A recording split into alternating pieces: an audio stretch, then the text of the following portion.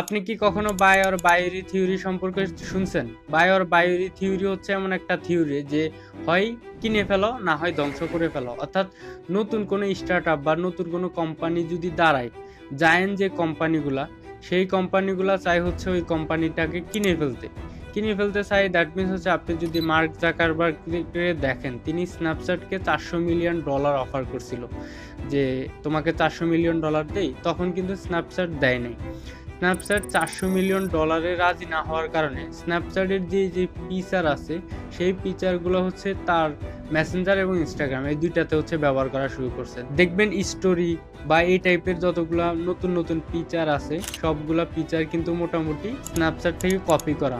অর্থাৎ আপনি ওই প্রতিষ্ঠানটাকে কিনবেন, যদি না সেল করে তাহলে তার প্রতিষ্ঠানের যে থিওরিটা আছে, যেটার জন্য সে অলরেডি সফল, ওই বিষয়টাকে বড় কোম্পানিগুলো হচ্ছে ডিরেক্ট কপি পেস্ট মেরে তাদের যেই সিস্টেম বা তাদের যে প্রোডাক্টটা আছে ওই প্রোডাক্টে হচ্ছে তারা অ্যাপ্লাই করে দেয়। তো এর বিপরীতে হয় কি, ওই কোম্পানিটা জায়ান্ট কোম্পানির সাথে কম্পিট করতে টাফ হয়ে যায়। এখন প্রশ্ন হলো, মার্ক জাকারবার্গের সোশ্যাল মিডিয়া রিলেটেড এতগুলো কোম্পানি থাকতে তিনি কেন আবার ইনস্টাগ্রাম, হোয়াটসঅ্যাপ এইগুলো হচ্ছে কিনতে গেল?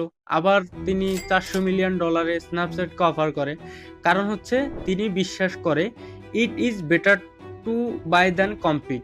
অর্থাৎ কম্পিট বা প্রতিযোগিতা করার চাইতে কিনে ফেলা উত্তম। এটা হচ্ছে তিনি 2008 সালে তার একটা বিখ্যাত উক্তি হিসাবে তিনি ব্যবহার করে এবং ব্যক্তিগতভাবে তিনি এই ফিলসফিতে বিশ্বাসীও। ইনস্টাগ্রাম এবং হোয়াটসঅ্যাপ বা সোশ্যাল মিডিয়ার যতগুলা সোশ্যাল সাইট ছিল, যেমন টুইটারকেও কিন্তু মার্ক জাকারবার্গ অফার করছিল, পরবর্তীতে অবশ্য আমরা দেখছি ইলন মাস্ক নিয়ে দিছে, সেটা ভিন্ন বিষয়। বাট 2012 সালে ইনস্টাগ্রামকে তিনি হচ্ছে মাত্র $1 বিলিয়ন কিনছে, আর সেইটা এখন 2025 সালে এসে সেটার ভ্যালুয়েশন দাঁড়াইছে প্রায় $100 থেকে $200 বিলিয়ন। হোয়াটসঅ্যাপকে 14 সালে $19 বিলিয়ন দিয়ে কিনছে, যেটার এখন মার্কেট ভ্যালুয়েশন দাঁড়াইছে প্রায় $50 থেকে $100 বিলিয়ন।